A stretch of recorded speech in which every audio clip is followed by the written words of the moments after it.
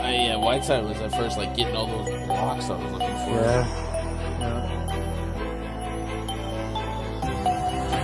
Jaren Jackson attributes a lot of those blocks to the Memphis. Memphis side. Not good enough.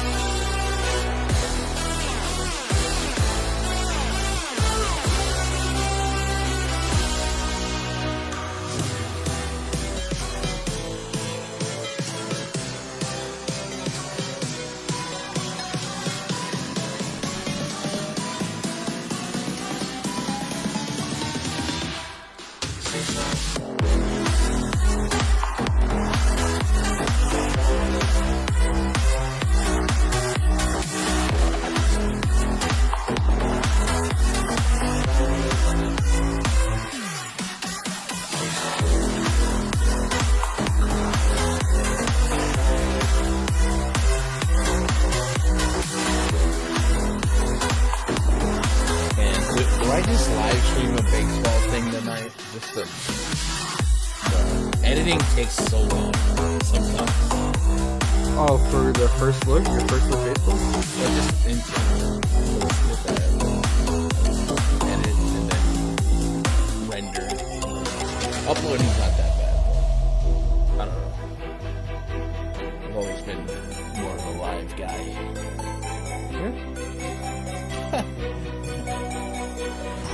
I mean, I bet people who are excited for baseball will be down to watch it the night before. Oh yeah, like I said, people are gonna sound excited. They're gonna be excited, and then next week when Max Scherzer gives up 10, they're gonna be done with baseball and the USFL's here or something.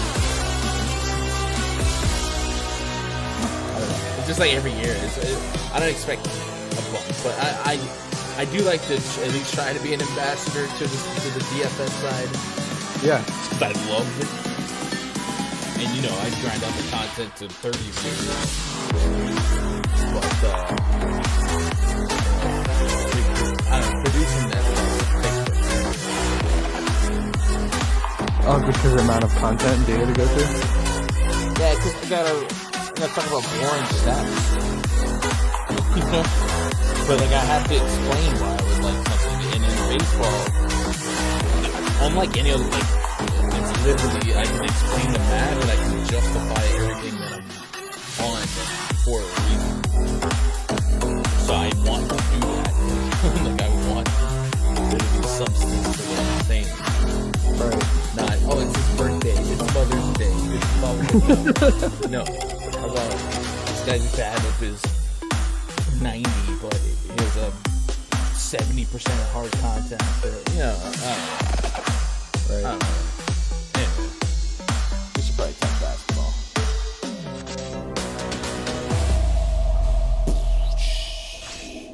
Here. What's up, guys? Happy Wednesday. Tonight, 6 games of action for Fanduel, DraftKings, PrizePicks, Yahoo, wherever you play. We play together. That was dumb. But it's a weird slate tonight. It feels like almost a slate off compared to last night. Last night was wild, but it's not a slate off. But we are starting to get some of the answers to the questions I had earlier. I did speculate that the Jazz would rest some players on night 2 of a back-to-back against a lowly Thunder team, and we did get Mike Conley as expected out. Donovan Mitchell wasn't truly expecting that, but that will justify the high ownership I saw this morning on Jordan Clarkson, and now probably exponentially increase that. And we'll be looking for some prop lines to open as well. For that, we are still playing with fire, trying to guess what the Thunder might do. Yesterday, they tried to put out a lineup that was least likely to defeat the Blazers, and it was good. It was all fine and dandy. Down 17 in the fourth quarter, and then they won. and then they won. I don't know if you saw at one point, Josh, was it Lindy Waters checked in and hit back-to-back threes, and they're like, "No, you gotta go." Yeah. It's like, no. We can't have none of that out here. Go sit down. He had 8 points in 4 minutes. That guy will chuck it. It's like we will have none of that, sir. No, that's gotta feel so weird in a player's mindset in the locker room is when your team is actively trying to put the worst lineup out there. To But bring in someone that's going to replace you. yeah, and most of these guys are on 10 days and whatnot, Yeah. so it doesn't matter. But yeah, ridiculous. Anyway, what up, live chat? What up, Doug? EB in the chat. Neville says, you got me hooked on fantasy baseball a couple years ago. How are you setting up the videos this year? Are you gonna have an MLB PrizePicks video? Yeah, man. All that is, the concepts, the discussions. They're definitely live. You know me, man. I'm broadening my horizon. I'm becoming a pretty popular dude. So I will say this for sure, 100%. Saturday and Sunday this weekend, I'll be on the Osmo Live before lock for baseball. I'm looking at my schedule over and over this week to find the most logical holes to put a baseball show in terms of live content. As I was telling Josh, I do feel live content suits me more. I can answer questions live, and I just also don't have to edit stuff and upload it. I'm low key thinking about tonight, but if I did tonight, Josh, I'd be sitting at this desk with this light shining in my face for at least 6 hours in front of a camera. But I guess hey, this is what we signed up for. Worst way. Wait, why 6 hours? Because I did Coach's Pod this morning. That was an hour. Oh man. We did the Prize Pick show for an hour. This show usually goes 2 hours, so that's 5 hours. I got an hour and a half for Osmo, and then if I did a baseball breakdown, it'd be you know what I mean. So that's a full work shift, just sitting in this chair with this light in my face, talking sports. But there's worse ways to make a hustle. So it is what it is. But I understand that there's a need for it. So I do want to serve it. I would like to get co-host. So maybe we'll trial by fire you and you can ask him questions. But we did get some info. We know 2 games are postponed, so it's gonna be a little easier to break down. But it's a whole lot. Once the dust settles and NBA's done, end of the postseason, then the baseball stream will take over the schedule that NBA's on, the 2 p.m.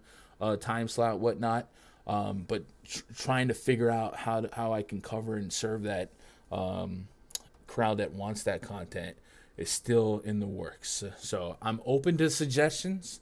I definitely want to know what you guys are looking for. I know it's hard to have time for an hour and a half of me talking to myself about percentages.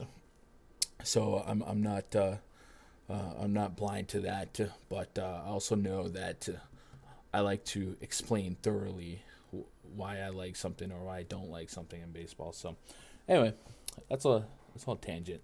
Let's get caught up on chat. Even if Gobert plays, I think Whiteside will go off. Yeah, I definitely think Whiteside probably gets a big run. They also have is Greg Monroe still on a 10-day? Got a day or two left. I don't know what the Moose. Yeah, maybe he just gets a bunch of run to get his money's worth, right? What up, Steve? What up, Kiefer? Mia Moore in chat. Guys, she's out there in the real world. She says, I'm by myself doing truck, and I have no idea where anything goes. We love being called in our day. Let's go. Just put it wherever, right? Sun's out. Did we get some Suns news? Or do you mean like Suns out? Okay. All right. Devin Booker rolled out. Chris Paul rolled out. Jake Crowder rolled out. DeAndre Ayton rolled out. Yeah, you're right. That's what I expected, the whole starting lineup. Hey, we got that news now. So, yeah, now we can play Cameron Payne confidently. Well, that's good. So all we're waiting for now is the Thunder to tell us whether or not Pokusevski will DNP or not. You know what? I didn't put this link anywhere, did I? So if anybody's in either of my Discords, would you mind dropping the link to the video and doing everyone tag or whatnot? But that's good. So we'll with that information, I guess I should add it to the spreadsheet here. I don't know if I have time to tweak all that because I truly don't know who would. I guess it would be like Cameron Payne, Cameron Johnson, Landry Shamet, revenge game. And then another Javal McGee night. Oh boy. Oof. Yeah. I mean, Cam Johnson, he's gonna dominate all the shots. And I assume they want to. He's been another guy who's been out for a while. They want to build up his conditioning. So Yeah. Okay. All right. I guess I'll adjust that later. We'll knock out the first couple games now, and we'll do it. We'll do it. What up, Corey? You're Keith in the chat. Dang Lazy Mofo says we just not gonna call Jake out of retirement of MLB pods. We could. Old Jake, he's sharp as a tack. If only we knew how much the Thunder were trying to lose by. It wasn't 17 apparently. I mean, at what point do you feel the momentum changing, right? And you're just like, who do we put in there to stop this? I don't know. It's such a clown show, man. I hate when there's an incentive to tank. I felt that way in baseball, but I understand there's never going to be a perfect system. But at least a lottery, makes it to where for sure you wouldn't for sure get the number one pick for sure from the Department of Redundancy Department. But yeah, it becomes annoying. But adding the play-in and all that stuff helps. You know what else helps?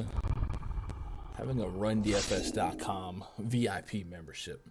If you guys are on the daily grind for DFS or prop betting, hey, go check out RunDFS.com. Click VIP memberships. Find something right for you. There's a Fantasy Cruncher credit in any sub that you get. And this is the last day to get the MLB season pass. Maybe I'll let it bleed tomorrow as people start looking for stuff. And then we will take it off the board, especially by this weekend. $300 gets you locked until October 5th. $100 credit towards Fantasy Cruncher. For baseball, I highly recommend stacking and optimizing. And I'll be glad to share some of my strategies in the premium Discord. All that is accessible once you do upgrade. Click VIP portal, couple links in there, and you'll get a link to the NBA spreadsheet and then, of course, the baseball spreadsheet, which, by the way, the baseball spreadsheet has been updated, and I even re-updated it this morning because I did start notes for the slate. I was looking at, where pitchers got their pitch counts to and their final start, stuff like that. And if you don't believe me, chat, some of you guys, they just want that taste. You just want that taste of what the baseball spreadsheet looks like for 2022 getting filled out. Well, it looks a little something like this, man. It's like a Christmas design. For instance, the Mets. By the way, Max Scherzer said that he expected to start Friday, not opening day. So that bumped up Tyler Mego. And that's also going to adjust some of the home run projections in the model and all that good stuff. But yeah, this is a glimpse of what the spreadsheet will look like for baseball. It's very similar to what you saw last year. We have the strikeout prediction model, we have the pitch report, and of course the infamous bomb detector. So it's there, it's ready for you. So if you sign up, it's waiting for you to click on it and get your research in. The bomb detector, by the way, after updating the new pitchers, taking out the Yankee game, the Twins game, and all that good stuff, Josh, I know you don't care, but a lot of Padres project pretty doggone well against Madison Bumgarner, Manny Machado, Luke Voit, Will Myers, Pete Alonso, Eduardo Escobar also up there. Alonso Escobar on the Mets, and Patrick Corbin has had some problems keeping the ball in the park against righties. So all that's ready for you. Detector. I missed that for sure. Excited to have that back. Yeah, we're gonna have fun. Is that the video you're talking about? Whatever this video, the link to this stream, if someone could drop it into the free Discord, do the everyone tag, that'd be great. I see my boy Dang Lazy Mofo hooked it up for the RunDFS one. What do the Suns have against Bridges, leaving him in? Maybe they just need some bodies. Anyway, let's talk about some of the games today. The Pistons hosting the Mavericks. First game on the docket. The projected starting five for the Mavericks: Luka Doncic, Jalen Brunson, Reggie Bullock, Dorian Finney-Smith, Dwight Powell, taking on Killian Hayes, Cade Cunningham, Sadiq Bey, Isaiah Livers, Isaiah Stewart. A 218.5 total, 8.5 point spread in favor of the visiting Dallas Mavericks. We've talked about how the Mavericks are a team today that would like to win. They are 2 games above the Jazz in the win column. They're 1 game behind the Warriors in the win column. So they could theoretically go forward and jump the Warriors if they skid backwards.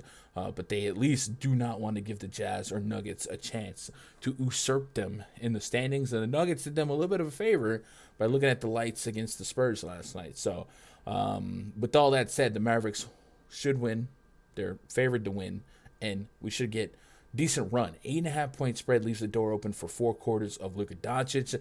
And knowing what we know now, Josh, the Jordan Clarksons of the world have opened up. The Suns' value has opened up. There's probably no reason to expect Luka Doncic to not get near, I want to say astronomical, but not be the highest owned stud on the slate, if not, one of the top 3 to 4 highest owned players on the slate, kind of like we saw with Jokic last night. There's so much value. Just go get those raw points. And right now, I got Doncic set up to go get us over 60 fantasy points, which will lead the slate in projections for fantasy points. So no reason to push back on that. On the prop show, we did discuss the merit in thinking about some Dwight Powell. I did a show with Coach this morning talking about all the center options on the slate, and I found myself looking at a bunch of guys between 5 and 6.5 to 7K, all kind of holding hands in projections right around 30 fantasy points. Dwight Powell, Isaiah Stewart, Isaiah Livers, Mitchell Robinson, Obi Toppin, Andre Drummond, if we got his minutes to a better spot, Clint Capella, Al Horford. Like, there's so many guys that are live for about 30 fantasy points, 5 or 6 of them, that I don't think I want to spray and pray them. I probably just want to narrow down the pool to who's more likely to get me 40 or 50. But we did discuss Dwight Powell on the prop show. I think Dwight Powell's ceiling is a little bit lower in this slow-paced matchup, but we do like him for fantasy props and rebounding, so something to wrestle with there. He's pretty he's rosterable at this price point. I would also assume that with that Suns news dropping, JaVale McGee is going to project well and highly owned again. Maybe there's some buyer's remorse after the other night. We've also discussed a couple other value centers that could open up. We don't have definitive Pistons anything. We're waiting on lines to develop, prop lines, and for the the lines to not be there makes you somewhat skeptical what Dwayne Casey has up his sleeve. But from where we're at now, I'm just going to expect the Killian Hayes, Cunningham, Bay, Livers, Stewart lineup. I'm not going to roster them with any type of confidence. And I think Sadiq Bey on Fanduel is probably going to fall a little bit more than I want him to at 5,400 versus his near 2K more expensive price point on DK. But outside of that, I think most of these guys are just kind of okay plays. And then Cade Cunningham would be the, do we want to dabble with him at 8.5, 8.8 on this size slate? I don't think I'm going to get there much. I'm going to hope that the ownership projection on them is low. So on 100, 150 lineups, I don't think of it much equity to be there, and I'll just go from there. Josh, who are you thinking from a DFS perspective makes your lineup here? It is a revenge birthday game for Spencer Dinwiddie, by the way, if that moves the needle for you. But I think for me, it's Luka. And the priorities on this slate really just flipped on its head. It's going to be a whole lot of Suns. 3-4 man Sun stack will probably be pretty common. Yeah, I mean, Luka makes sense. If you look at all the top price guys today, I would say him and KD. They're pretty much the only 2 high price guys to go with. And I mean, Luka, he's just on an absolute tear right now. I mean, he's putting up crazy stat lines. If you go and look at his last 6 games, 30 plus points, and filling the rest of the stat line up as well. Mm-hmm. I mean, man, the Mavs have such an easy closing schedule here. They got the Pistons, and then they close out against the Blazers, and then forget who the third team is. Maybe the Spurs. I can't remember. Who have nothing to play for now. They're locked in. Yeah, I just worry about blowout as always, especially the Pistons, who might try to take advantage of the Thunder winning yesterday. Sadiq, he went off in that Pacers game, but he did it in 22 minutes. He was highly efficient. Yeah. So you're really, I mean, that's rolling the dice if you chase that efficiency, because I assume if he does play, he's going to play around the same amount of like 20 or less minutes. I don't see why they would play Cade. I mean, they should just shut him down for the season. And which we say that, but like that line of thinking, they should have shut him down a long time ago. So like, I think he's your rookie. Get him all the reps that he wants yeah, I or think needs. maybe I think they wanted to make sure he got that rookie of the year. And after beating the 76ers that game, I think he solidified it.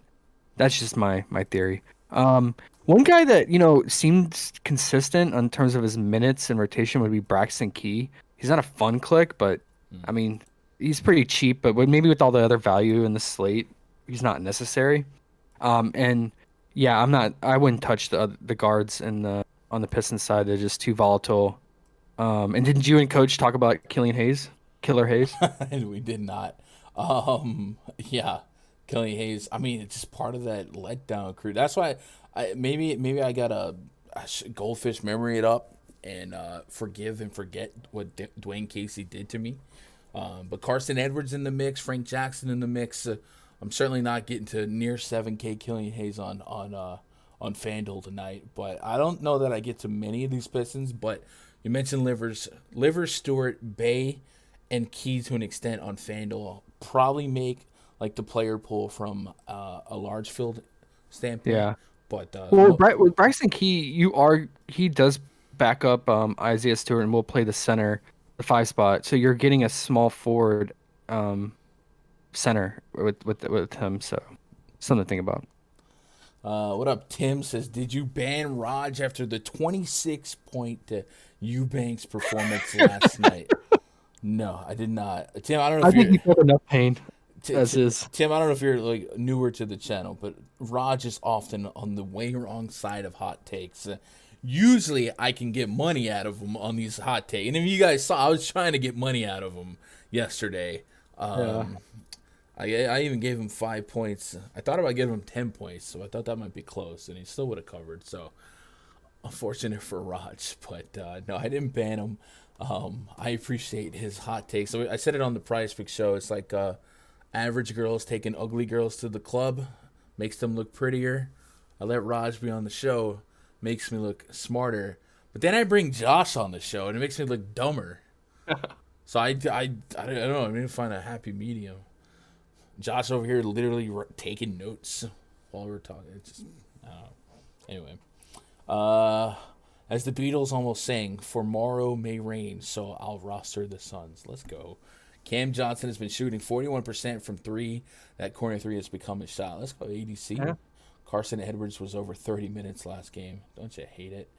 What up, Doug? Yeah. What up, Obi-Wan? Hey, Knicks host the Nets. Project starting 5 for the Nets: Kyrie Irving, Seth Curry, Bruce Brown, Kevin Durant, and Andre the Giant Drummond.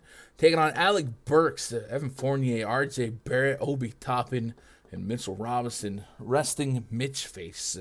229 is our total. 5-point spread in favor of the visiting Brooklyn Nets. Seth Curry's going to play. James Johnson, we don't know yet. What we do know, Goran Dragic won't. Ben Simmons will probably at least miss the first round of the playoffs. And then on the Knicks side, no Noel. No Julius Randle. No Derrick Rose. Quentin Grimes. Miles McBride, questionable. Last couple games, in the absence of Julius Randle, Obi Toppin has stepped in, giving you a puncher's chance at 30-plus fantasy points. And Emmanuel Quickley has also found himself as a huge 6-man role for the Knicks here, and triple-doubled in his last outing. So all these guys are going to be fun names to click on a short slate with some of that young blood narrative against superstars like Kyrie and KD. I mentioned to Josh on the PrizePicks show how MSG, the Garden, the narrative, a lot of these games feel lackluster when you watch them, but then there's those certain games, the Trae Youngs in the Garden. The last time the Nets went into Madison Square Garden, the crowd just loved going after KD, and it becomes a different environment, different atmosphere. So these games can be a little bit more ECW, if you will, than average. So I do kind of like the thought of the atmosphere getting a little bit crazy, a little bit more fun, and adrenalines get a little bit higher, so we can maybe squeeze some more fantasy points out of guys like the Knicks. And all of the Knicks are projecting really, really well for me. Obi Toppin, Mitchell Robinson, and RJ Barrett without Julius Randle. I think I did come down. I think I was at 48 on the PrizePicks stream. Tighten the screw a little bit, came down to 44, but that's still very much clickable, especially at 7,600 on Fanduel. So I don't mind that. And it's just a 5-point spread. I think a lot of you guys, if you had to personally set the line on this game, you might have set it a little bit more than 5. Last night, they played deep minutes against the Rockets, and it's a back-to-back. So I do think the Knicks get a little bit of a fatigue advantage, but at the same time, the Nets do pick up Seth Curry. So a lot to like in this one. Probably more interest in the Knicks game today than I've had all year. It feels like, at least. Maybe a Hornets game here and there. But are you with me here? The Knicks, is this a trap? The Knicks, there's probably 3 or 4 Knicks I'll get to in my player pool tonight at probably above 20, maybe even above 30% ownership in my lineups. Yeah, I mean, I really like the idea, and I want to see it come to fruition. Like, I want to, see the crowd get into it at MSG and KD and Kyrie show up. I mean, with them being on the Nets being on a back-to-back, that also increases the chances of we getting a good game here. Just looking at the recent game logs for the Knicks, I noticed that Quickly is getting majority of his minutes in the fourth quarter. Whether it's a blowout or not, he is playing the last few games, the entire fourth quarter. In the most recent game where they blew out the Magic, he played the entire fourth. So if you're concerned about a blowout, I think Quickly is, still a safe guy to go with because he's still going to get that full fourth quarter run, while other guys like Barrett and Fournier and Mitch will go to the bench in the blowout. So I really like Quickly. With that said, no matter what the game script is, and I'm on the fence about Obi. He's flashed upside, and his price is still pretty reasonable. So, and his props are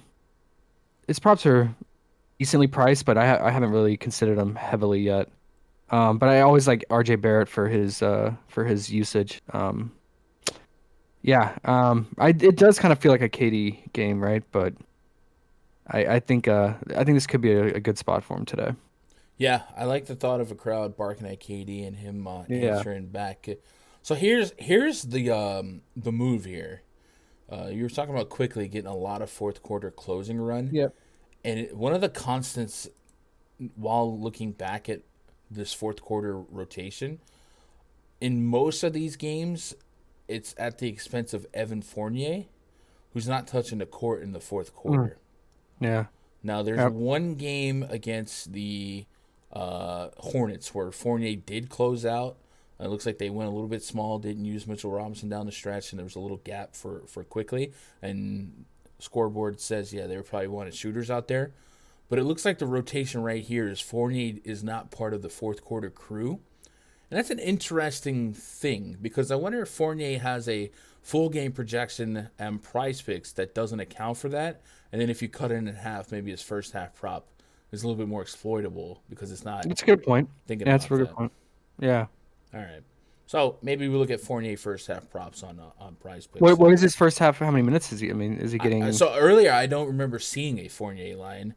But you're asking how many minutes is Fournier getting in the first half? Yeah, is he getting? Is it normal? Is it weird where he gets like less minutes in the? So it looked like he was in foul trouble last game, but he was on pace to play normal first half minutes. A couple games back, he played the entire first quarter. Closed the second quarter, then against the Hornets, most of the first quarter, a big chunk of the second quarter. So like he's getting regular run in the first half. It's just he's not out there in the fourth quarter to close out. And I don't know. That might be intriguing for PrizePicks. They have Fournier at 11 fantasy points for the first half, and that's hit or miss. More hits than misses lately. But that might be something to watch out for. Then I don't know, 7.5 points. I don't know. Maybe Fournier first half. It's a little bold click there, but I guess that's implying that his full game fantasy projection is 22. And they have him at 22. So they didn't tax it. So a lot of times we cut the full game in half, and sometimes you get a +3. They didn't do that with Fournier. So maybe there's, Fournier is going to accrue more points in the first half than the second half. So if you use their projection against him, Yeah, the first half is probably the sharper bet. that's a Anyway, smart move. is it smart move? I'm betting on Evan Fournier. No, I mean, it's never smart betting on him, but the process is right. It is. That's at least the process was there, right? That's how we justify. Yeah, if James Johnson is out again, do you like Claxton at all? For DFS, 3,800 on DK, like maybe, but not particularly. Like I said, not only was Claxton like in the rotation yesterday, but so is LaMarcus Aldridge, and maybe the back to back might put Aldridge back to DNP. But I certainly talked about how I feared Aldridge is going to be a thing sooner or later, because before he was out for extended period of time for that injury, he was dang near their sixth man. Like he was crushing it off the bench. So I figured that he had enough in the tank that would be part of the plan for a playoff push. But Claxton has been getting some run lately. Maybe yesterday he benefited a little bit more from Drummond's big foul trouble. And that definitely was the case in the third quarter, where Drummond instantly picked up a foul to start the second half, and Claxton essentially came in and played the whole third quarter. So maybe it is correlated. So if you do like Claxton, make sure you set a rule to not be in the same lineup with Drummond, right? But yeah, it looks like at under 4K, I understand it. And no one's off limits on this slate, but it does look like he at least benefited yesterday from one, a plus matchup, and two, Drummond foul trouble. This matchup's going to be way more neutral to bad, going against one of the slowest paced teams versus where the Rockets were one of the fastest. What is there any particular reason that you have Bruce Brown projected for 26 minutes and not like 30 to 32? I had to bring back Seth Curry, and I But put he him, just fills in for Patty Mills, right? Because yesterday it was Patty Mills and Bruce Brown on the court together. And I assume today it's gonna be Seth Curry and Bruce Brown. So I mean, Patty's still going to get 18 to 20 off the bench. And then we're looking at Cam. you think he splits those minutes with Seth and Bruce, like subs in for both of them? Well, Patty's still going to get minutes because there's no Dragic, right? So Patty Yeah. probably is going to switch out between Curry and Kyrie. Kyrie's not going to take many minutes off, if last night was an indication. But I'm with you. I get what you're saying. I think my Bruce Brown minute projection probably stands to get to 30 plus. So I will probably adjust that. Because Okay, because I'm just curious because they dropped his fantasy prop, and it's at it's pretty low for him at 26. So okay. Our only concern lately with Bruce Brown was losing fourth quarter run to Goran Dragic, who's out. yeah, So that's not the case here. So I probably I'll probably at least get it to 30. yeah, he's been really important for their defense. Even KD said like he's a key part of their defensive unit. So 3 games against the Knicks, he's averaging 26 minutes a game. When was the last? It was 41 minutes on the 13th. I guess I went to extras. All right. While we're talking about Bruce Brown, I definitely don't mind him for fantasy. I more so was inclined to grab that prop on PrizePicks, but you might find me in the streets with a couple of shares of 5.3K Bruce Brown. Not a lot. Chat, are you guys with this one on the Knicks? Are we stacking Knicks? Is the stream cashing for anyone other than me, or is it just me? Let's see. Right now it says I'm not losing any frames and I don't have any alerts, but I wouldn't be surprised if it is the stream. I might have to start doing StreamYard like everyone else does. If I did that, I'd bring on a producer and they can tackle my sound issues that randomly happen. I'm dumb now because I bet on Fournier. Oh no, Jay, my bad. Powell plans to play today. Dwight Powell, that's good to know. Mitchell is out. oh wait, is he talking about Norman Powell? Oh, is he? I guess we can check out the Discord. And pull up NBA. I know Norman was doubtful. One of these games I could see him play. Yeah, it's Norman Powell now questionable. So I guess it is Norman Powell. Oh yeah. All right. So Woj tweeted Norman Powell out since February 12th with a broken foot. Plans to make his return versus Phoenix tonight. Final decision was available. All right. So well, good to know. James Johnson just got rolled out. That's topical. Good. It's good. Got anything on Gobert and Donovan props? I would not. I would take all the unders on Donovan. Gobert. No. Hey, Gain. Donovan's out tonight, buddy. I don't know if you missed that, but he won't play today. So I don't think you would. I mean, anywhere you bet props shouldn't have him up still.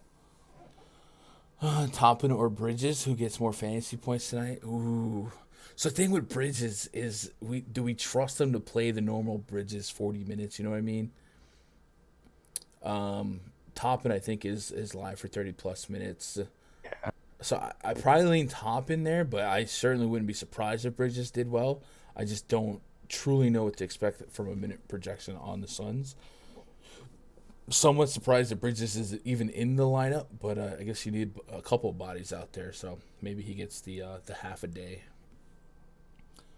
Bridges could be risky, but yeah, I'm with that sway. Hey, Wizards at the Hawks. Next game on the docket, Tomas Satoransky, Kentavious Caldwell-Pope, Corey Kispert, Rui Hachimura, Kristaps Porzingis taking on Trae Young, Kevin Huerter, Timothy Luwawu-Cabarrot, DeAndre Hunter, Clint Capella. We got 234.5 total, 10.5 point spread for the Atlanta Hawks. Bogdanovich and Gallinari still questionable. John Collins, Lou Williams, his girl got a girlfriend out, and what we did end up liking from the prop stream, some Trae Young. And for DFS, we're always going to look at a guy like Trae Young because he could be top 3 on this slate in fantasy score. He could theoretically be top 1, although that seems like a very, very percentile outcome. I think Luke is up there, and it feels like one of Kyrie or KD would likely be the other. But certainly not impossible for Trae Young to have one of those 60-plus fantasy point games. The Wizards, nothing's come out suggesting that Kristaps Porzingis would rest. And as we got the Utah Jazz news and the Suns news, this far out, it is at least worth noting that there's nothing from the Wizards, and their game tips off before them. So I would imagine if there was going to be something for Porzingis, you would think it would already be out. So it could be in my head. I don't know. I'm with you on that theory because this Vegas line is pretty high for the Hawks being also on a back-to-back. I mean, 10.5 for the Hawks. I don't know. Yeah. I know the Wizards are bad, but if you've looked at the past Vegas spreads, like they've been less than 10 against some better, decent or better teams. So Yeah. I think Vegas is thinking the same thing as you. Some ain't right. Yeah. Hold on. Wait a minute. Some ain't right. Wizards did get smacked around last night. But yeah, no, so that was my suspicion. First of all, Chad, I'm sure you guys get it. Wizards, they're not in the hunt. They're dead and stinking. They got nothing to play for. Why the fudge would you want Porzingis out there, who's been very injury prone, to play in a back-to-back, et cetera, et cetera. But he has played some back-to-back. So, but I will say in the last couple back-to-backs, the Wizards were not mathematically out of it. Now they are. So maybe that has something to do with it, or could have something to do with it today if we do get Porzingis out. If that does happen, you might see a Thomas Bryant or Daniel Gafford get a boost there in that starting lineup. Last night may have slipped the radar. Ish Smith, 2 rebounds shy of a triple-double. If you check out what Ish has contributed lately from a fantasy perspective, 30, 28, 30 minutes, 46, 28, 32 fantasy points. So guard against the Atlanta Hawks, especially if we lost somebody like Porzingis, certainly might be somebody I put in my back pocket and hope that we get a little bit lower ownership on that at that price point. And, guard today is already, I'm assuming it's going to be, you open up DraftKings, and when you click enter lineup, it's already going to come with like Jordan Clarkson preloaded. So that's going to soak up a lot of guard ownership there, and then Luke is going to be the other one. So maybe Ish Smith just carries low ownership just because, 1, he's Ish Smith, and 2, there's much better pre-flop plays or more stable. So maybe Ish becomes a fun tournament play. Hawks, Capella, I can get behind. Bogdanovich and Gallo being questionable. Last time Gallo played, I believe he's still coming off the bench anyway. So I do like the thought of Young and Herter doing a lot of the scoring for the starting unit, and Capella just kind of picking up the scraps. I have Capella right now for 35 to 37 fantasy points on DraftKings and Fanduel respectively. And if they did lose Porzingis, this has been a really, really fruitful matchup for opposing centers anyway. And if Gallo were not to play, we might be able to push Capella's minute projection to north of 30 minutes. So I do like the thought of that in tournaments. And I think center might also be a murky position because I did discuss a lot of the guys that are already projecting around 30. And I'm sure the field's going to forgive Javon McGee, go back to the well, and see what happens. But, yeah. Thought they are $100 difference. Who's that? Toppin or Bridges? I definitely a good 1v1, Doug. I feel safer with Toppin right now. Even if they got the same minutes, I'd probably still lean Toppin because Bridges' usage can be all around the place. But Cameron Payne has been an incredible facilitator. By the way, Cameron Payne's another guard that's going to soak up a lot of ownership, I would assume. If most of the field is scared off of Bridges, then I think he's worth the shots. But if he gets ownership, I wouldn't want to risk it. That's fair, Sway. I don't think that's a bad way to approach it. Ishan Gafford, what up, Mamba? Ishan Gafford, yeah. But make no mistakes about it. For DFS, Luka priority, Cameron Payne, Jordan Clarkson. Like, Ish is still got some people above him in the totem pole. But I think that would be a positively correlated combo. And it sounded like you agreed with that, Josh. I do. But finally the Wizards. Yeah. So yesterday they smoked the T-Wolves. It was very surprising. And that makes me even like more curious or why the spread is so high for the Hawks. It makes me even think that more so that Porzingis is gonna sit. But they finally had a tight rotation yesterday. I mean, they didn't have guys like Anthony Gill coming into the mix at the center spot or Thomas Bryant. Daniel Gafford was the primary backup center, and he rotated in as power forward too. So he got 31 minutes. If Porzingis is out, I mean, and Gafford had a really solid game, like we've seen him do a lot and earlier in the season. He could be in play. Yeah, I mean, and for Thomas Bryant to not log a minute yesterday, yeah, and we've seen them be careful. Anthony Gill, yeah.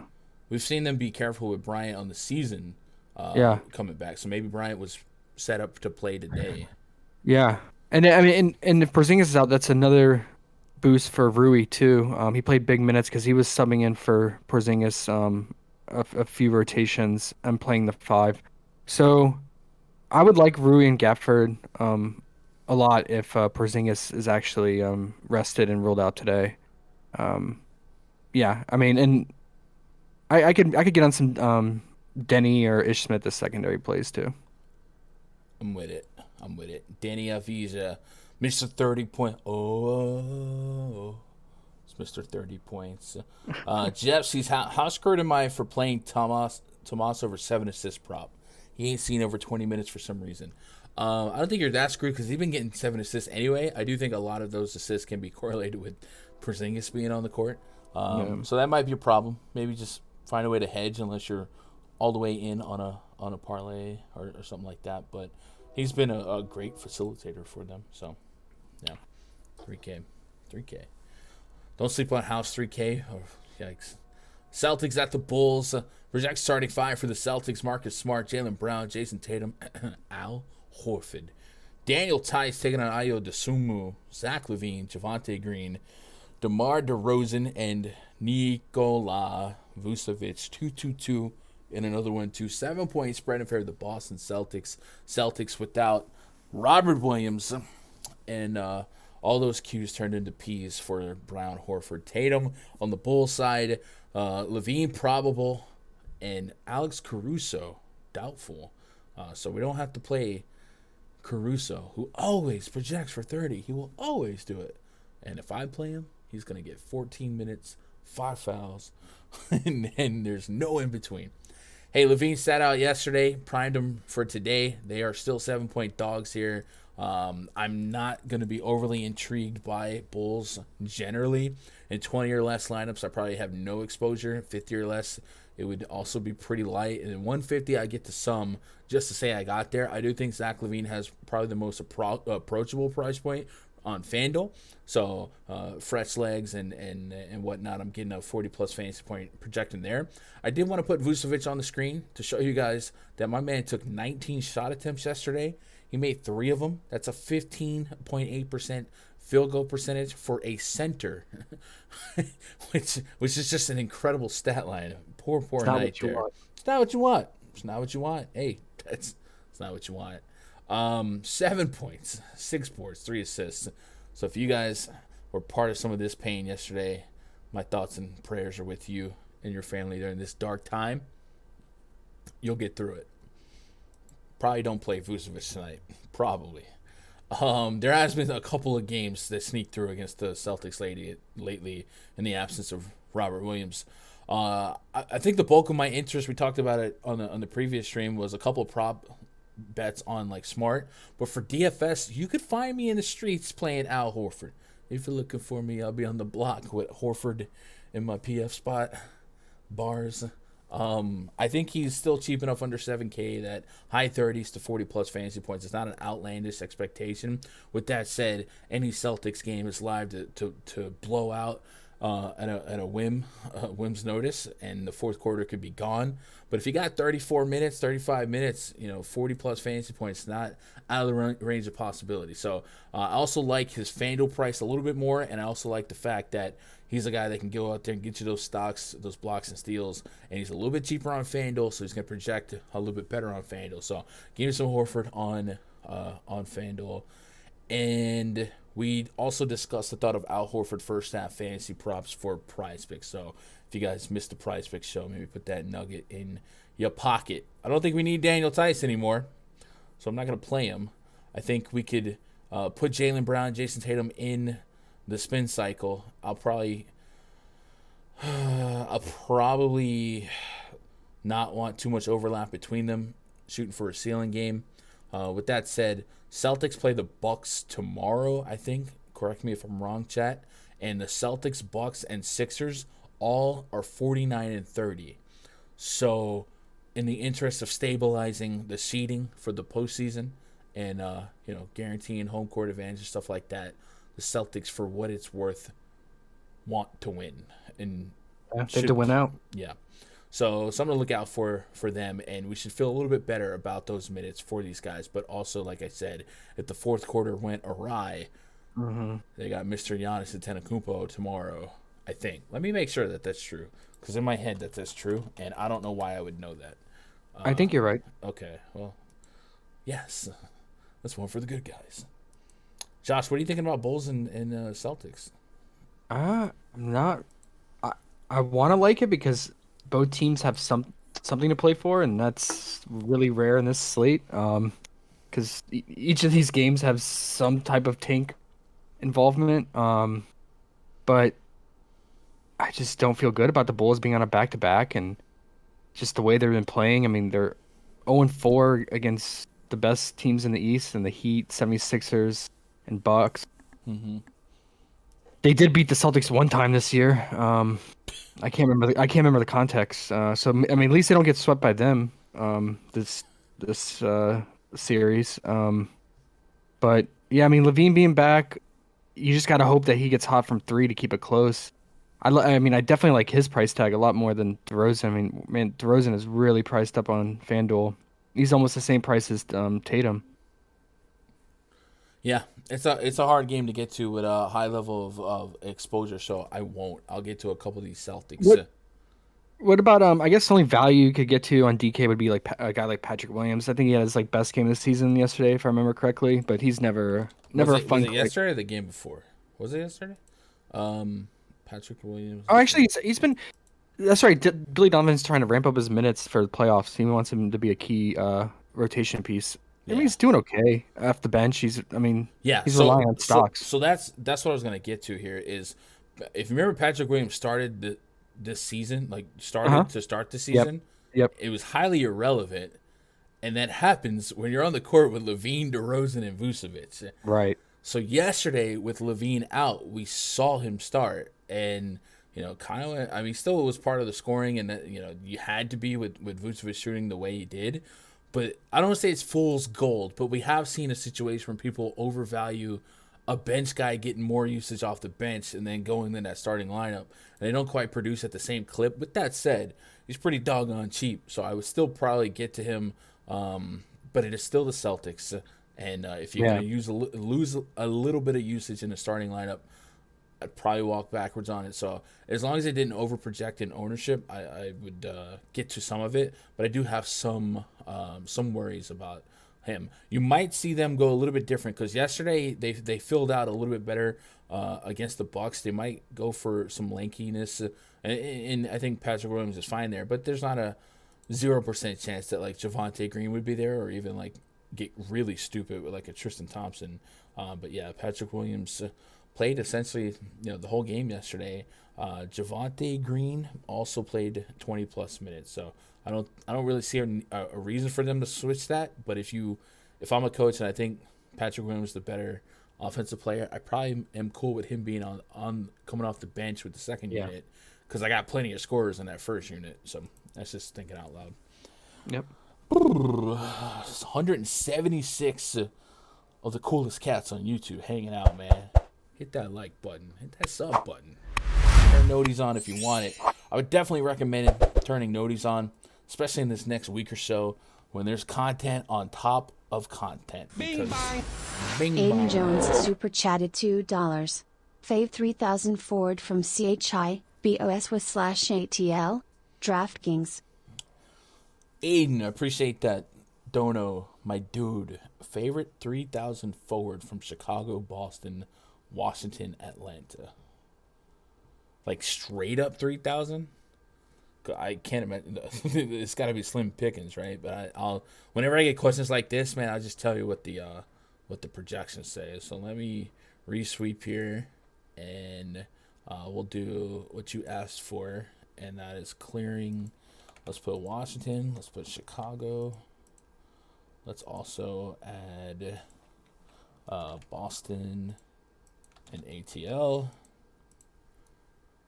And then you just want a $3,000 forward for DK. Well, it's not pretty. If it's straight up 3,000, bro, you're in it. You're in it. Wouldn't this be easier with the other games? OKC, Jazz, and Suns. I'm assuming that Aiden is playing a turbo or something. Oh. For I have Jalen Johnson at 9 fantasy points. It's not what you want. I would probably rebuild. If you have a little bit more salary, you might get up to like Anthony Gill or something like that. But even then, I'm not there on that. That's tough, Aiden. I would probably say you need to rebuild. If it's a full slate, like that's really, really tough. Because there's only 4 guys anyway, and it's Jalen Johnson, Troy Brown Jr., Sam Hauser, Derek Jones Jr. And I've got all of them for 10 or less minutes. Troy Brown, Derek Jones would be the cleanup crew in a blowout. There you go. That's tough, Aiden. Aiden, you please tell me what the heck you're doing that you're down that bad. Is that a turbo slate? Appreciate the dono. What's up, Crispy? How you doing? What up, Jermaine? Doing all right, buddy? Great show on Osmo yesterday. I appreciate that. Hey, we'll be back on the Osmo Live Before Lock today. Hanging out. Who are you on there with today? I think it's Greg again? Yeah, I'm pretty sure it's Greg. Hello, Greg. He's smart. Another guy. You and Greg. I need dumber co-hosts, man. I need dumber co-hosts. That's why Raj has a place here. All right, let's move on to this Utah game. So we did get the information on the Utah side that I was expecting. I didn't get a chance to reflect it in the index portal, so we're going to go ahead and type Conley out. I'm going to put Donovan Mitchell out. I guess we're going to project Jordan Clarkson to start at point. Chat, help me out. Who else fills in? They don't have Elijah, what's his name? Still on team. So Forrest is out, right? Too. So I had him out earlier. Did he? I thought I read questionable a minute ago, though. Daniel House. Oh, NAW. Okay, they got some options. Yeah. All right, so I guess there's a lineup that Clarkson wouldn't start. They could go NAW and Daniel House. So let me put it all kind of in the blender here. I have Clarkson twice. So bear with me on the projected starting lineup. I mean, I'm not even going to read either one of them because the Thunder is ridiculous. It was a 17.5 point spread. I feel like the Thunder are that bad that it didn't move that much. But I will go do my due diligence here and double check. Dumb Raj co-host. Yeah, Mello, I need some to help me out. For the Utah Jazz, we've got 217.5. It went down to 15.5. So no Donovan Mitchell, Mike Conley against the Thunder is worth 2 points. Sure, whatever. Lots of value here. There's going to be no excuse not to play Luka a lot. NAW, mid price on both sites. If he's going to get the run, and I think he should, he's too cheap to pass up. But is he going to get the ball? Because Clarkson's just going to take, 30-plus shots? So, I mean, I guess that's the starting lineup would kind of help tell some of those stories. Yeah. And I'm also kind of appreciative that this news came out because you feel like a couple of these Thunder nobodies, like Xavier Simpson, Jalen Horde had a ridiculous game last night, 2020'd. You might introduce Paku back. I did have a chance to listen to some of the strategy show on Osmo this morning, and Adam shit my money. He made a really interesting point, a theory, which was that the Thunder, sat Paku last night because they had a shot to beat the Blazers with Paku. He's that good. Yeah. But against a team like the Jazz, you don't necessarily have to worry about accidentally winning or winning, right? Because even with the Jazz are just so much better. So maybe there's a world where Paku gets back into the rotation today. It might even start. So I thought that was an interesting theory, and I certainly it makes sense. Yeah, it does. But why risk it? Why even just take that slim chance? Like they're hitting anything they do makes sense, man. I don't know. But basically, the Jazz should be able to beat really the A team that the Thunder would have available. So, I mean, if you just want to get your reps out there, get your reps out there. So, I think, unfortunately, we won't know for sure who's in the starting lineup for the Thunder until maybe a quarter into this slate after the first game tips. So I don't know what to do with it because there's not going to be a whole lot of swap outs. Or at least I didn't think there would be. But I guess now there would be. We do have some Suns value opening now that Paul and Booker are down. We do have a little bit of Jazz value. So I guess we could still wrestle with some late swaps throughout the night. So yeah, this slate feels like it's set up to be heavily involved with the late swaps to keep track of it. 100%. So now we know. All right. So Utah Jazz. The process says it's a double-digit point spread anyway.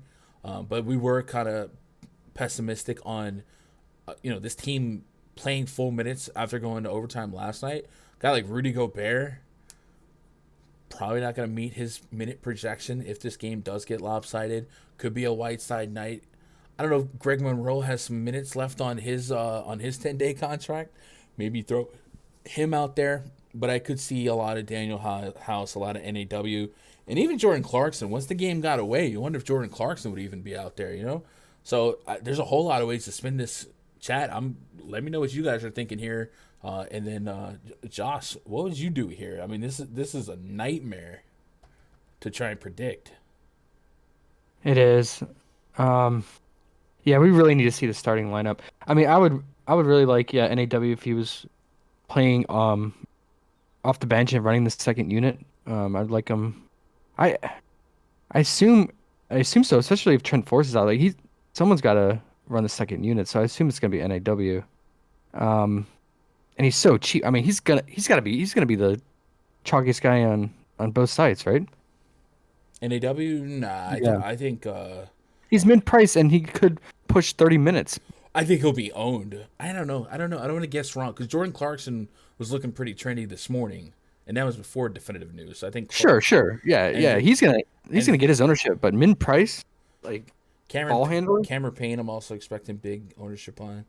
I'm with you. I like the thought of NAW, and I think he'll. We're splitting hairs. He'll probably be top 5 anyway in ownership. I guess he could be one. F it. Sure. I'll agree. I don't think he's low owned. Don't put me in that corner. But yeah, so on against the Clippers, 33 minutes, 28 fantasy points. Yeah, that's what we want. But this is the Thunder he's getting. So Thunder. yeah. And the lightning. Yeah, I guess. Whiteside I like a lot, especially at his price. Because he's been sitting around usually 45 to 5K on FanDuel, and he's below 4K, and this is a prime spot for him. But I guess the question is, do you want to replace Gobert for him, or do you think Gobert gets his full run, or do you run the risk of him just playing 3 quarters and also not getting the ball from guys like Clarkson and Bojan who's going to take majority of the shots? But I guess that's always the case for the Jazz with Gobert. Yeah. Ugly. So the thought of Whiteside's intriguing. Yeah. Because JaVale McGee exists, and McGee's not safe for minutes, even without Ayton. And I just wonder how often is Whiteside outscore McGee here. Yeah, and McGee logged big minutes yesterday for him. Like, he played a lot of the fourth. Wasn't that ironic when an Ayton start, McGee's out there crushing it, and then all right, chat. Let me get some theories, man. What are we doing here? Mello says Raj is comedy relief. Yeah, I agree. I like having a little bit of and I think I can keep a show on the rails with some of those ridiculous moments from Raj. So a little bit of entertainment, sure. Aiden says, honestly, kind of like feeling Hauser or Fitz might be the best option for your 3K dilemma. I don't have a yes or no. You know what I mean? You mean Daniel House, or like Hauser? Because when you asked me for a 3K forward, you specifically mentioned 4 teams, and I didn't have a strong lean on any of those options. But if you have access to the full slate, there's plenty of 3K value to make in. Oh, it's a turbo. Okay, yeah, your guess is as good as mine, right? Hey, do you know that game last night? The OKC game. Not only did Horde go off, but there was the halftime half court shot went in for 20. Yeah, and then he immediately got benched, and they wanted to make sure with the refs that did not count. Can't take no chances. Bojan should get addiction spike and use it. Yeah, Sway, I'm with you on that. So I think I kind of like the thought of Bojan, maybe 3-point props or something like that for DFS. But again, Bojan was somebody that wasn't 100% coming into. Like, it's just, I wonder if Quinn Snyder finds quick hooks for these guys when that scoreboard presumably gets lopsided, A new knocking. DraftKings is behind on 3 to 5 players. Going to be a fun one. You mean for the news? Yeah, they tend to do that. Definitely don't get your news from DraftKings. Would highly recommend not to do that. Trey, KD, Tatum, you like that, Jermaine? I can get that. Doug says my go-to centers are Whiteside, McGee. I have more confidence in Whiteside. Yeah, I don't mind that. I do too. Hey, confidence. You know what I have confidence in, Josh? What's that? I have confidence in you when it comes to the prop fire for PrizePicks. The content every day is pristine. Chef's kiss. Today, Josh put up a first look video that has broken the record. That's his highest viewed first look video. So shout out to Josh. Congratulations, Josh. Appreciate that, everyone. It's not a great slate, but hey. Mm-hmm. You guys did it. You guys did that. So shout out to you guys for looking for his stuff. 1.3K views in 6 hours. So yeah, hey, some videos do better, but for that one, that was pretty good. So shout out to him. And then we do the pre DFS stream, PrizePicks stream, and we talk a lot about props that are on the board, what we're looking for develop, and then behind the paywall at rundfs.com, we're always keeping tabs on the top props that we cumulatively agree upon. So if you guys want to get on the action, and hey, maybe you're in Arizona, huh? You didn't know it. Last night, Arizona PrizePicks shook hands, emojis.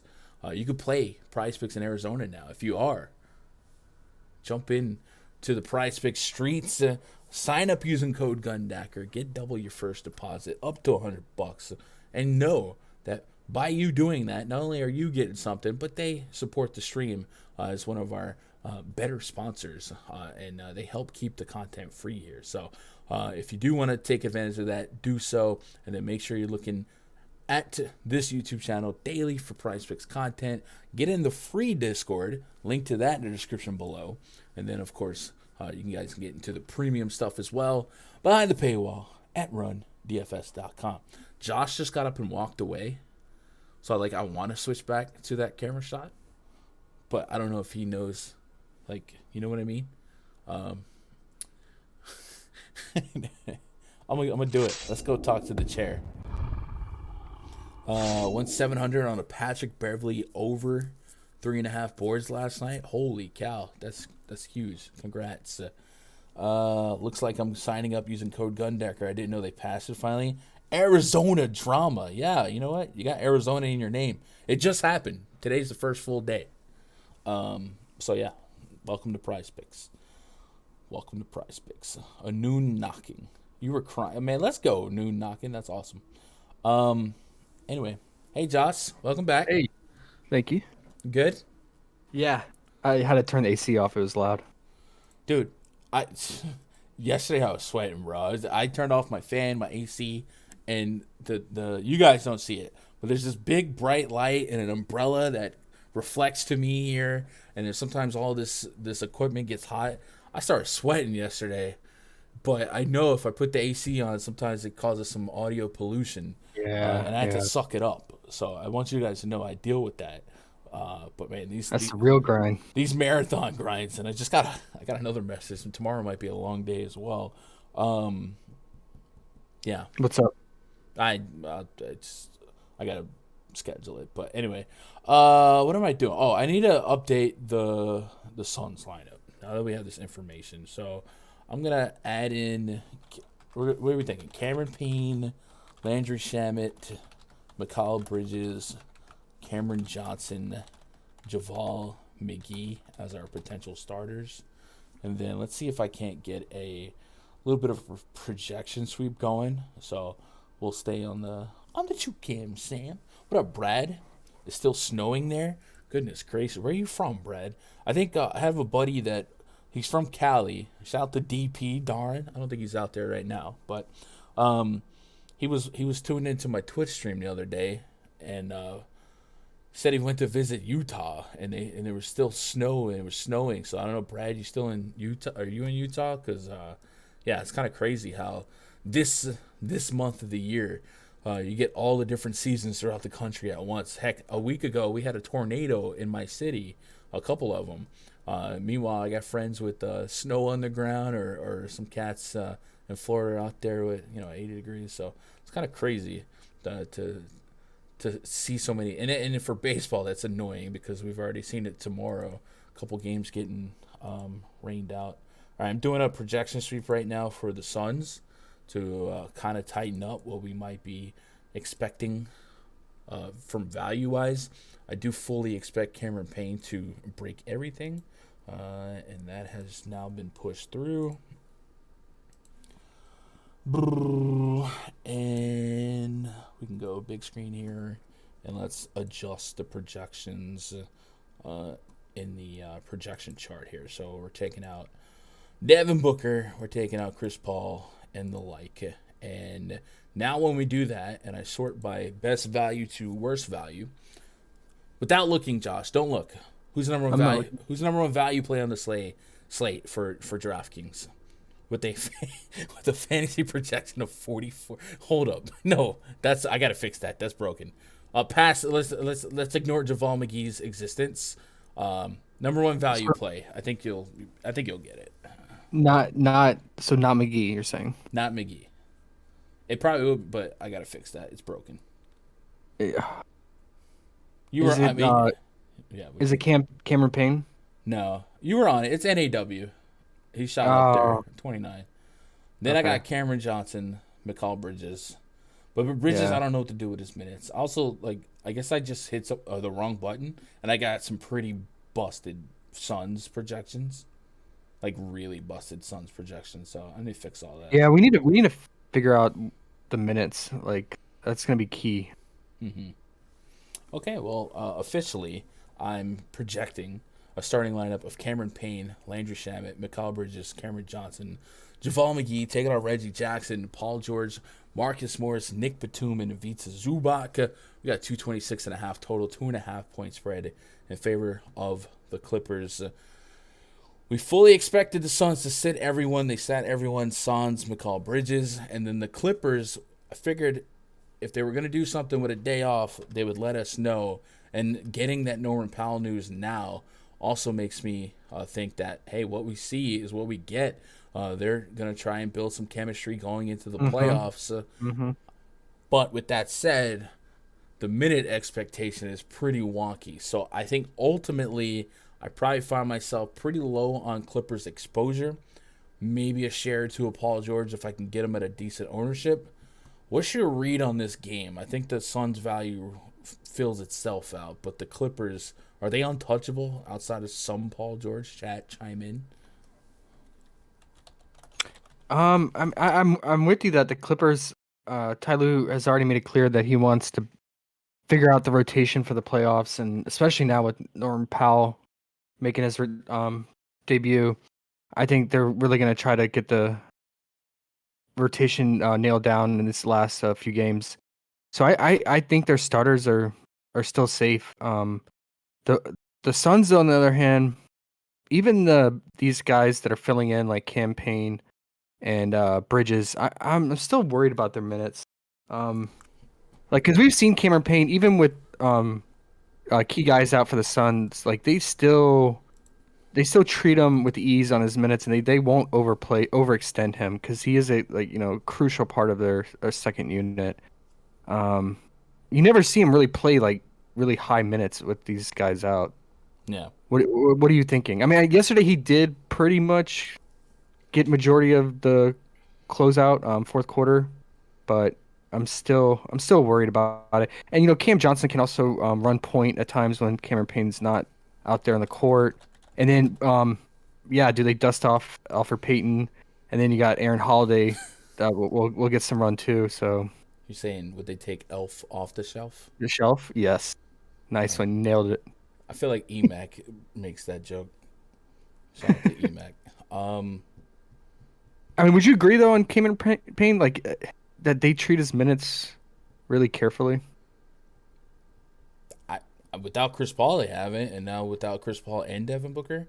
But I would say, like, no matter what we compare it to, the time that we're comparing it to is when they had incentive to win games. You talked about it yesterday. They set a franchise record in wins yesterday. Yeah, that monkey's off their back. They're locked in the number one seed.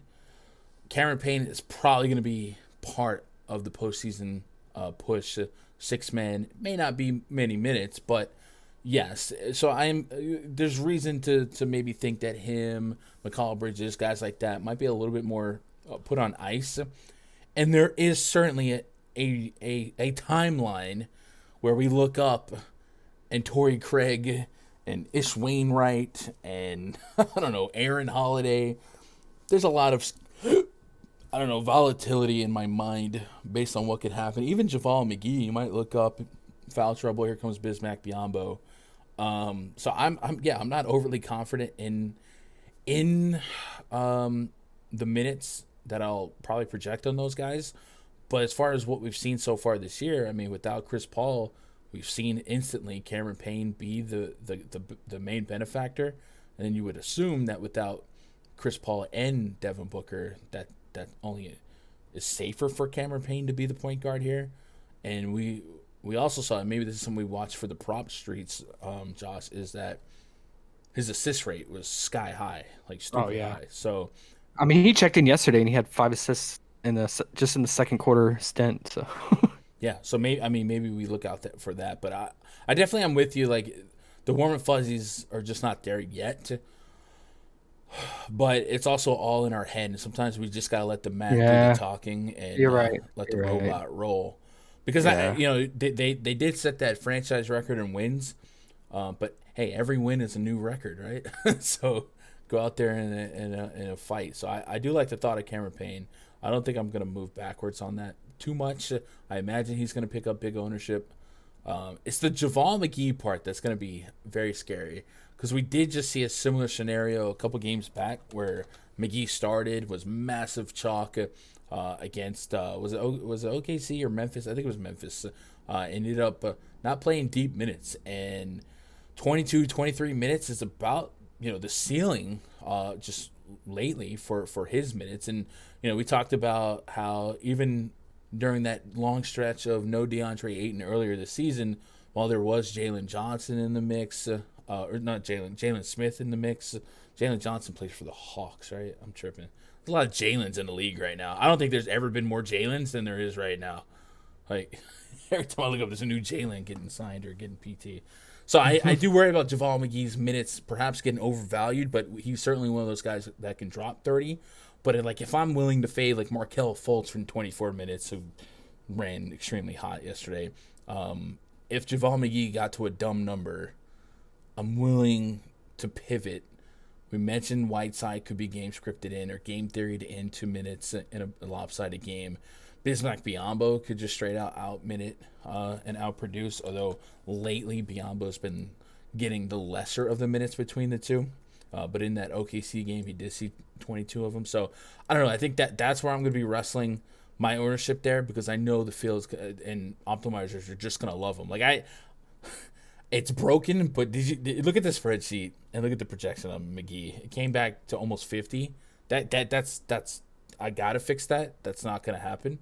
Or at least that's not going to be my projection. If it happens, it happens. Even with just 15 minutes, it's projecting that? I hit something wrong. I was trying to. Normally, I get to tweak it off the air, but I was trying to fill in real quick. Yeah. Something I did, and notice. Look at Bridges and look at Payne. It's not what you want. So I got to fix that going forward. But yeah, I'm on the fence with that. So this whole game is a lot of unpredictability. But I think on the Sun side, I'm gonna stand pretty strong on Payne. I think Mikal Bridges is going to be a thought as well because. Why is he playing?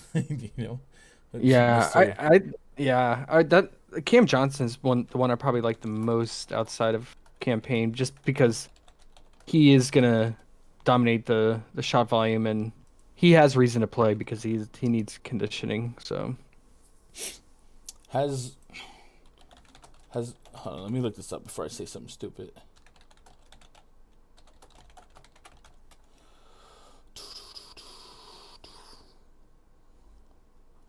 I think Mikal Bridges has played every game. So I feel like in my head, that might be right. We might have to fact check that. But I think he's played every game, and he might be doing some dumb thing where he just wants to start or play every game of the season. And we've seen that before. And then maybe he plays his 15 minutes instead of 40 minutes. So this could just be a to keep the streak alive start. I don't know. I'm kind of making it up, but I think I'm right in terms of him starting every game. So maybe that just means something to him. We'll have to research that. I don't want to create a false narrative or something, but it just seems really weird that he's not. You know what I mean? Like that he's not starting, and I feel like that could be a him decision. So let's get caught up on chat. I missed a lot of chat. What up, Craig? Thoughts on Bridges versus Utah, Bogdanovich versus Toppin? I like Toppin in that one.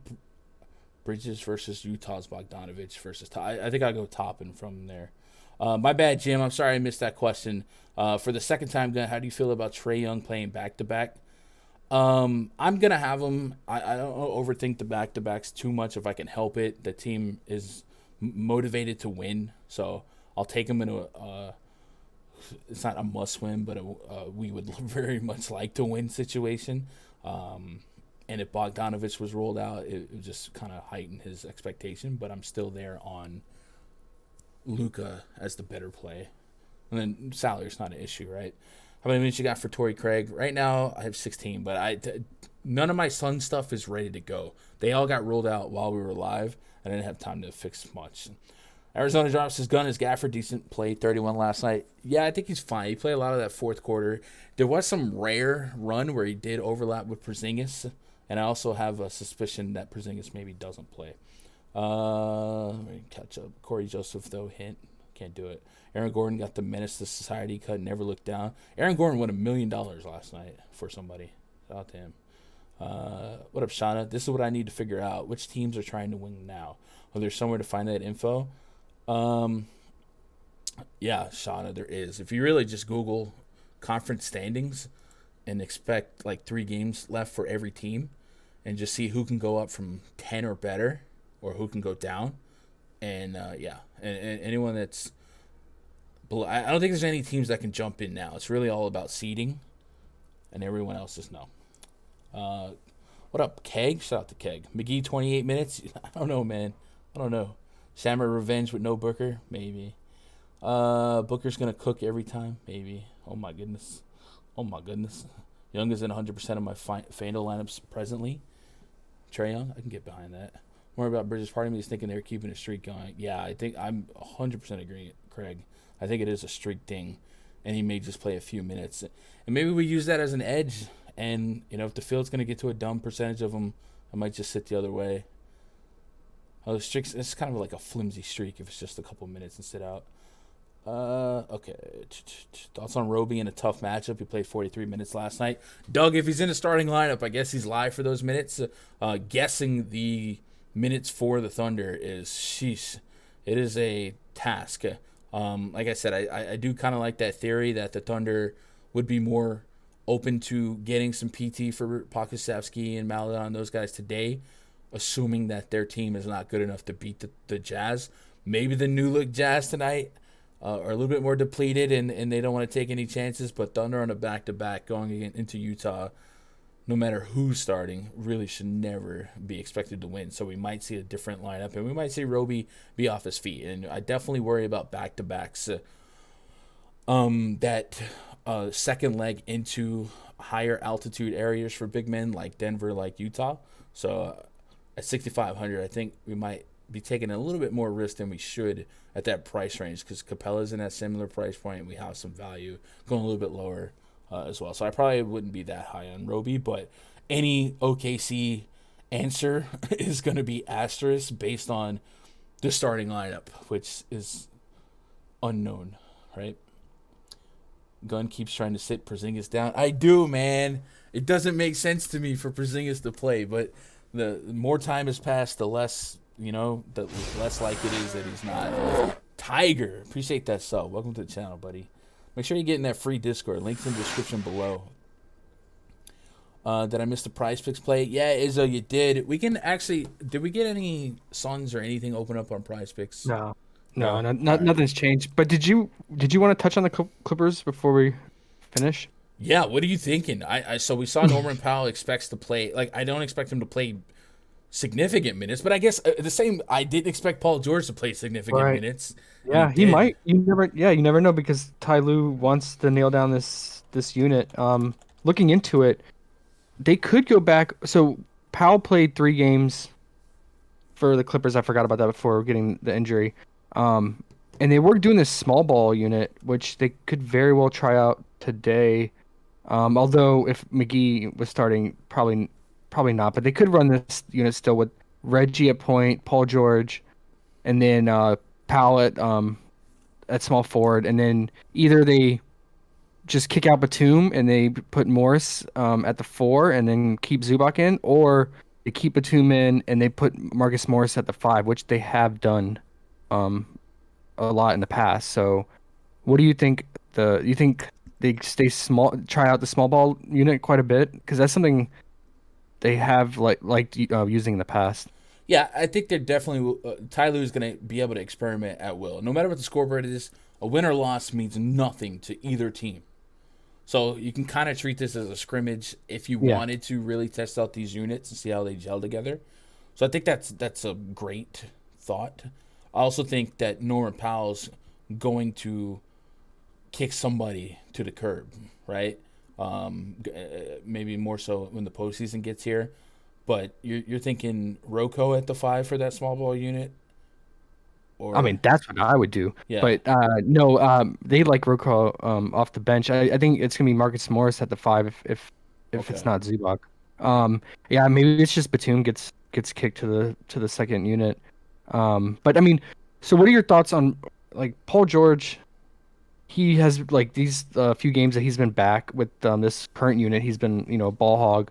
Besides Reggie Jackson getting the mix from the 3-point line, do you do you think this takes a significant hit on Paul George's value today? So I would say if I went into battle tonight with 0 Clippers in my player pool, I'm not gonna overthink the results. Paul George was the only guy that had a case to make my pool because he does have a ceiling worth getting. Yes. Yes. But with the immense amount of value that we have today, the 9K50 is a little bit more fadeable if I can get the 10K60, the 12K60 from Luka. We mentioned Trae Young, KD, and Kyrie. I feel like one of those guys is going to drop 50. So I feel like Paul George is even more so expendable because of his value. Whereas if we were pinching pennies, maybe the 9K50 means a little bit more on a small slate. And 50 is probably also an aggressive projection. Right now I'm getting about 43 to 41. So if I get no Clippers, I get no Clippers. Paul George was the only guy I was thinking I was going to get some exposure to, but even then, that's not a guarantee at this point. So, I think for DFS, I could have none. Yeah, I mean, they just seem like they've been the team that people are hesitant to click on because they're so unpredictable. That which might give you an edge and let you get different especially on a small slate if you can just nail down that guy that exceeds his value at low ownership. Just Mm-hmm. something I don't know, something to think about. I mean, and with that said, on the Sun side, we have seen time and time again when key guys are out, Torrey Craig will just go off, and especially at a lower ownership. So something Yeah, to keep in mind with that him. Torrey Craig bullet, man. Like Keg is thinking like I was thinking in chat. Shout out to Keg. If this McCall start is really just keep the streak alive, we've seen Torrey Craig absolutely go nuke a slate. Yes. So Yes. that could be a fun back pocket play at really, really cheap price points. So Yes. I'm with that. I'm getting a pretty solid projection on Craig as it is, but I have to really dial down these projections, which I'm going to do over the course of the next hour in the RunDFS.com NBA VIP Discord. Hey, chat. If you want to keep hanging out with me on the free side of things, in about an hour, 15 minutes, I'm going to be on the Osmo Live Before Lock stream again, like we did yesterday. So we'll be back out there. You should be watching the Osmo free content anyway.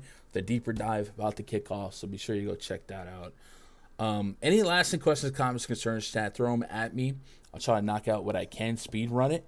And then outside of that, I'm going to try to get some baseball content for tomorrow.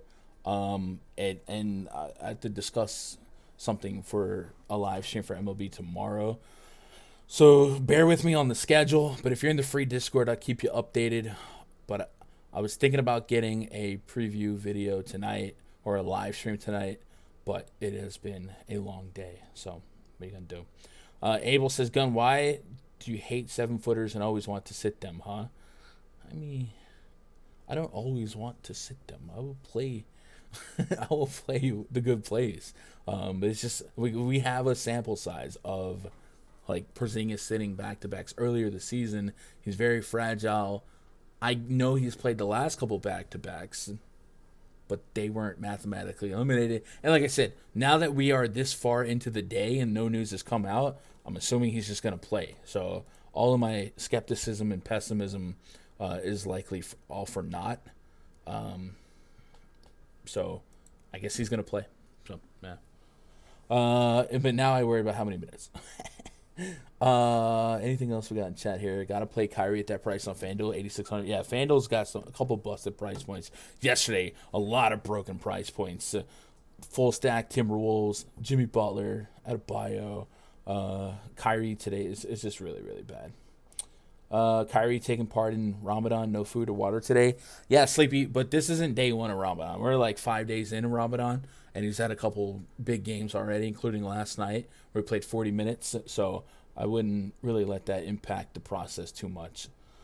Never forget Morris hates Phoenix. Oh, a little revenge game. Okay. Prize picks time. Izzo already did the prize picks stream. I'll tell you what we did right now. Luka Doncic's free throws, fantasy points, Dwight Powell, fantasy points, rebounds, RJ Barrett, fantasy points, Clint Capella, fantasy points, Al Horford, first half fantasy, and we'll add and subtract to the list as we go. Josh will keep tabs on that in the RunDFS.com NBA VIP Discord, and then we share some fire here and there in the free Discord, Gundacker Gaming. You guys are chopping it up, so make sure you're in there, Izzo. Bucks, Sixers, and Celtics all have the same record. Any of them tank last few games to possibly duck 7 seed Nets. Bro, it sounded good, but are the Nets a team to run from right now? I guess playoff and inspired Kevin Durant is the baddest man on the planet. But my goodness, it's not like they've been clamping up. You know what I mean? Like the Pistons out there playing spoiler against them. They had to go 12 rounds with the Rockets. I'm not sure the Nets are a team to really, really run from. But I also don't think those guys are playing with that in mind. Like, the players aren't. So, I don't think so. Not this far. I'll take. What up, J True? Ramadan Kai been scoring 30. Yeah, although one of those 30 points for Ramadan Kai was on 32 shots or something like that, right? So, it hasn't been super efficient, right? Jim says 5 top plays tonight. All right, Jim, we'll let that cap off tonight. And since you are one of the longest reigning members of this channel, I got you. So, Fanduel or DraftKings, Luka is going to be a priority. Jordan Clarkson is going to be a priority. Cameron Payne is going to be a priority. And then gets a little bit murky past that because I do like the thought of that Torrey Craig theory that we had. I like the Knicks projecting pretty well. Obi Toppin and one of Kyrie and KD. If you're on FanDuel, Kyrie at 8,600 is kind of a joke. And I do like RJ Barrett without Julius Randle. Get really nice projections on them. So a couple names I would build around there. But I'm definitely going to tighten up the projections here. Getting closer to lock. And maybe some more news will develop. Jay says, I asked Gunn last season how he felt about Byron Buxton being a smash last season. Again, 2022 Gunn. How do you feel about Buxton murdering the ball if he stays healthy at the NBA? I liked Buxton MLB futures last year for the MVP, and then he got hurt. But that's how good he was. Great offense, great defense. Just got to stay healthy. Chad, I'm out of here. I'll see you guys on the free side in an hour and a half. Hey, I appreciate you making part of my day, be part of your day. Tell somebody you love them because I love you. Good luck. God bless. Go win some money. Peace. And we are. Whew. This schedule is tight right now. Hey, I mean, that's pretty good timing, though. Oh, no, we did fine. I'm just saying, like, my day was not. I'm barely halfway through my obligations. And I might have to do baseball tonight. Yeah. And then, I don't know. How big is the slate tomorrow? For NBA? Yeah. It's a full slate, which I need to discuss that. I don't know. I might have to do 7 games. Oh, that's not bad. I was waiting for you to say drop like 10 plus on me. It's not bad. But I don't know what For which stream? for any stream. I'm gonna look at it tonight, really, or in a little bit. But I'm gonna go get a drink real quick, then I'm gonna be in the Discord chat. Okay, I guess we'll just figure it out.